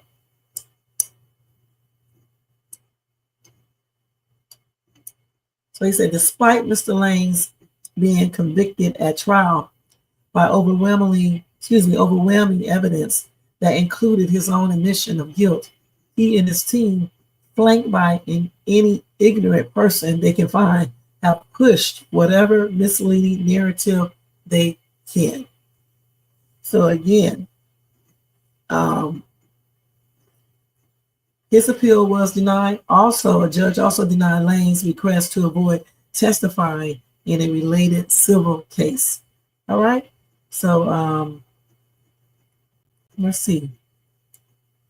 So he is set to be released from prison in 2033. Now, if he can get out sooner, I don't know, but I guess we will all see eventually. All right. So that's an update for him. Okay, so let's see what else we got. So y'all remember when I was telling y'all about Jeffrey Epstein? Anyway, it's a lot of emails. I'm gonna tell y'all that in a minute. Let me just go ahead and go to this next thing with this money. So let me give you some little information on the $2,000 payments real quick, okay? Let me hurry up too. So y'all know President Trump suggested that he would give most Americans. Now check out what I just said. Most Americans a $2,000 direct payment, courtesy of tariff revenue. So the Treasury Secretary Scott Bessent outlined who would be eligible for the payments. Well, y'all know he has received backlash over his widespread tariffs, with critics saying they raise prices for everyday Americans while encouraging a trade war. So a $2,000 rebate could help American people afford higher prices on groceries and everyday necessities. But congressional approval would likely be necessary to get the money into the hands of the American people. So anyway, Trump said the $2,000 dividend will be a way to give back to Americans after the tariffs he implemented on imports. Now, this is not going to be given out to people who have high income. And he said it will be paid to everyone. And I don't know exactly what that means. Is he talking about all Americans, who are 18 and over? Or is he talking about all Americans who have jobs? I don't know. So he said, hold up, payments will be available to those making less than $100,000 per year. But the exact details have not been finalized, okay? So over like 120 million workers. So it already answered your question. Okay, so you have to have a job, file taxes in order to get this, okay? So over like around 120 million people who work would likely earn the payments. And this is according to Kevin Thompson, the CEO of 9i Capital Group and the host of the 9 Innings podcast. They said this will require over $240 billion to cover the payments. So according to the Tax Foundation, they said we have only made roughly $130 billion from both the new and old tariffs thus far. So that would basically wipe away all tariff revenue and then also call for additional spending. So he said it would cost $240 billion and they only made $130 billion from the tariff. Okay, so that means that he would be minus, okay, 30, 40, 20, 10, 20, 30, 40. Yeah, you would be minus. He said this will end up just like DOGE dividends and be repositioned as in the tax bill. Now, y'all know that Trump originally proposed the idea of the rebates back in July, okay, based on the billions in tariff revenue from the new trade policies. Now, Bissett told Fox News that the payments could come in lots of forms, in lots of ways. It could be just the tax decreases that we are seeing on the president's agenda. No tax on tips, no tax on overtime, no tax on Social Security, deductibility of auto loans. So those payments can come a lot of ways, okay? Let's see here. So this is what people are saying. Okay, so Kevin Thompson told Newsweek, a lot of people are assuming this will look like the pandemic era stimulus, but I don't see that as being the case. If anything does pass, it will be symbolic. Hard checks aren't happening. That goes directly against the Republican agenda of debt reduction, and they are not going to reverse that stance with a new round of payments. Long term, this isn't another COVID style injection of cash into the economy. It's more of a policy adjustment than a true stimulus. Okay. So Alex Bean, a financial literacy instructor for the University of Tennessee at Martin, told Newsweek Over half of American households make $100,000 a year or less. So the proposed tariff stimulus checks will be given to a large swath of the American public. However, there are so many what ifs to account for in this scenario. We still don't know if the Supreme Court is going to allow the current tariff policy to stand. If struck down, billions of dollars in tariffs will have to be refunded, and any amount the government could distribute. More importantly, it's probable there will be a divide even among Republican members of Congress on the plan, as many within the party are growing concerned over the ever-expanding deficit and its effects. So this is what is going to happen next. So far, the Trump administration has collected more than $220 billion in tariff revenue, according to the Treasury Department. It is estimated that $2,000 stimulus checks will cost the U.S. roughly $326 billion, okay? To get these types of rebates into the hands of Americans, Congress will likely have to pass a new law enabling the Treasury Department to send the checks. Now, previously, congressional approval was necessary for stimulus checks, which were signed into law by Trump and former President Joe Biden. So they still have to go through Congress. I made a mistake earlier when I was telling somebody about this. Okay, so that's the updated news on the $2,000 checks. It has to be approved by Congress, and some people think it won't be, but we will see. Okay. Somebody say he's trying to bribe Americans with $2,000 when millions of people are going to see hospital closures and their premiums skyrocket, etc.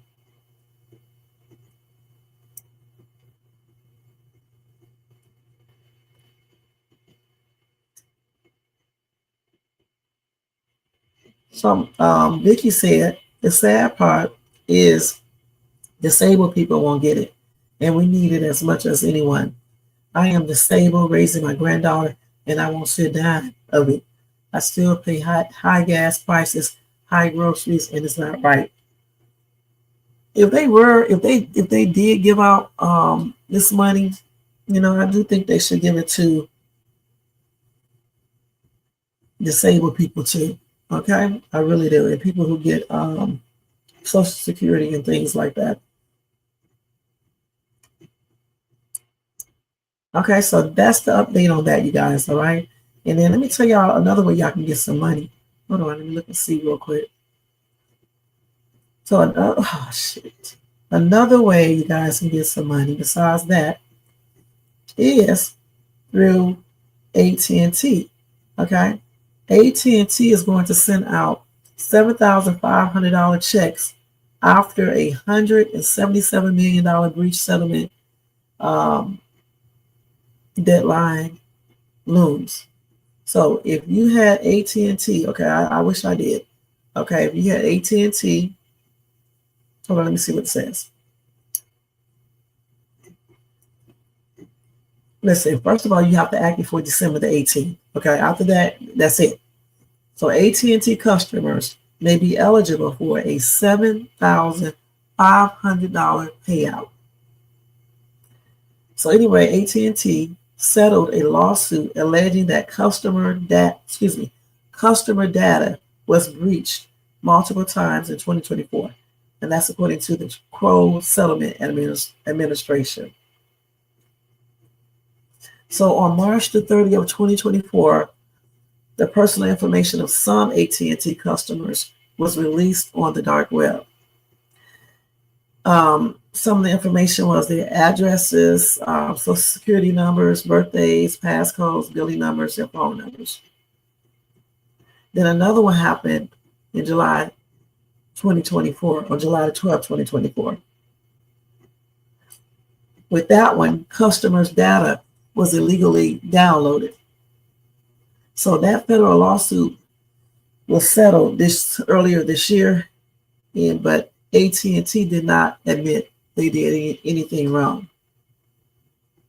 So people involved in either incident, they are eligible for a payout from AT&T.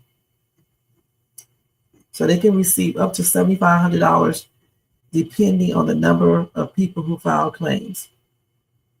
Those in the first settlement class who were affected by the incident on March the 30th could receive $5,000.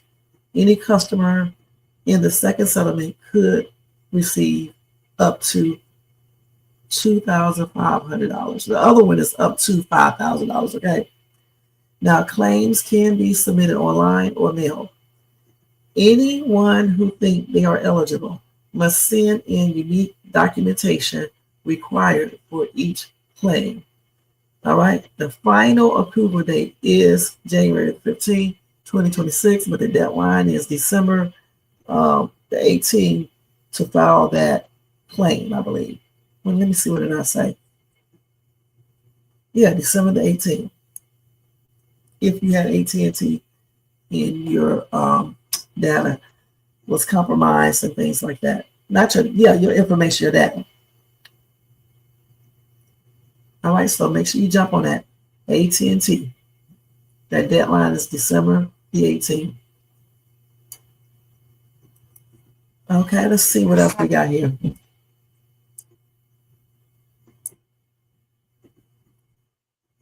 And then, excuse me, American taxpayers can get $120, okay, thanks to a new cell phone settlement. Let's see this one. So tax relief helpers has been accused of sending unwanted pre-recorded calls to American cell phones. Okay, so let's see how you get that. See, I mean, listen, this says this is a consumer protection law that prohibits non-consensual communications and also bans marketing phone calls outside of 8 a.m. to 9 p.m. local time.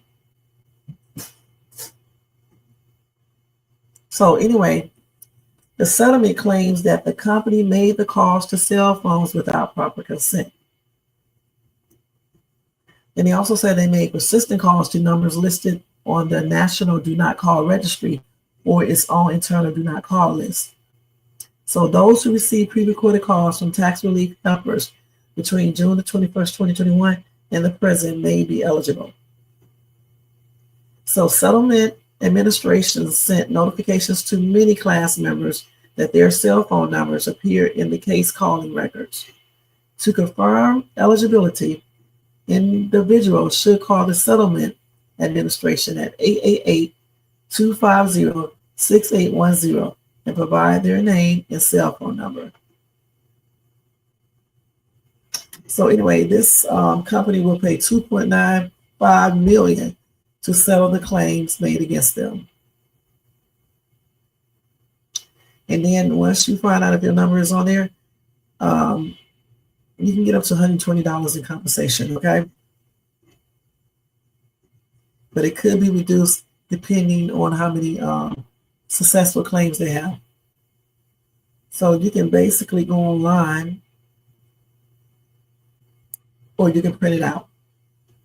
And the deadline to submit online or to the form that you can mail in is December the 29th. And payments will be sent out on it will be sent out after the final approval hearing, which is on February 2nd, 2026. Okay, so what is the name of this? First, you need to call that number 888-250-6810 and give them your name and your cell phone number to see if you are one of the people who can get that 120 or up to 120.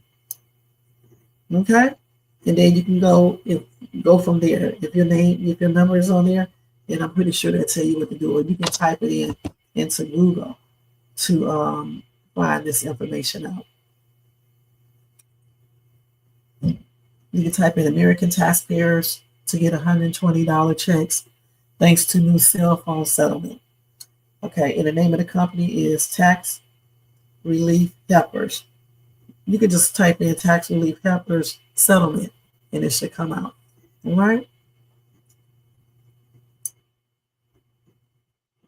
So I'll go over Jeffrey Epstein's emails, some more of those tomorrow because it's getting late.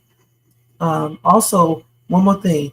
Millions of people are going to receive $200 monthly increase if the Social Security bill passes, okay? So that's another good thing that can bring money into people's pockets if that bill is passed. And I'll give y'all more information on that tomorrow as well, okay? All right, guys. So that is it for this show tonight. We went over a little bit. That's fine. All right. Thanks to J4, Tony Bands, Jermaine. I know y'all all, J4 is at work, so have a good night at work. Tony Bands is at work, have a good night at work. And Jermaine is probably asleep because he does not feel good. I hope he feels better.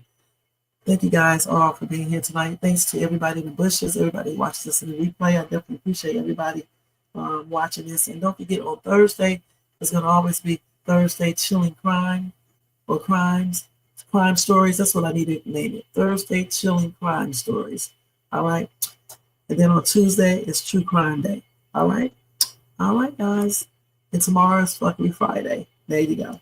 With some fuckery news. You guys have a blessed night. Thank you so much for tuning in. Don't forget to thumbs up, subscribe to the channel, hit the bell notification, share, and leave a comment. And if you want to show additional support, you can do a super sticker, super chat, Cash App donation at $Shades2, or you can copy yourself a membership for $4.99 per month. Again, thank you guys so much. Check out all my other videos. My Country Rain reaction video will be up tomorrow morning, sometime, or tomorrow afternoon. And check out my pre-recorded reaction videos, Country Rain reaction videos. Check out my Dollar Tree haul, my YouTube shorts, and my other Night Owl lives. All right? Until later, I'll see you guys then. You guys have a blessed night, and thank you so much. Don't forget the thumbs up, subscribe, hit the bell notification. Peace out, y'all. No music is played tonight. Let me just go ahead and put these up real quick since I won't be able to put the outro on. We're going to go ahead and do this real quick, you guys. Because StreamYard is a hot-ass mess. Charge you all that money, but yet it be messing up. You know what I'm saying? It be doing all types of stuff. And then you got to do all this like this. Because, you know, when I end it, this is going to go off. It's going to go off, you guys. So let's check out Shay's thoughts real quick down here. Do something that makes you happy within and live your life in happiness. All right. Y'all make sure y'all check out my other videos.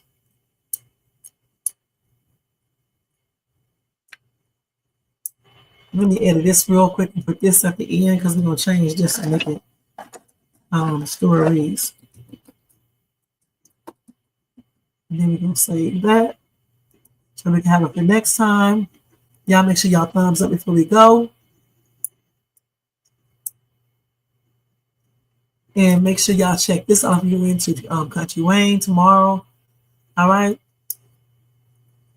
And that is it, y'all. Have a blessed night. And I will see y'all in my next video. Thank you so much. And have a blessed Friday. This is Shades2. And I am out, you guys. Peace out.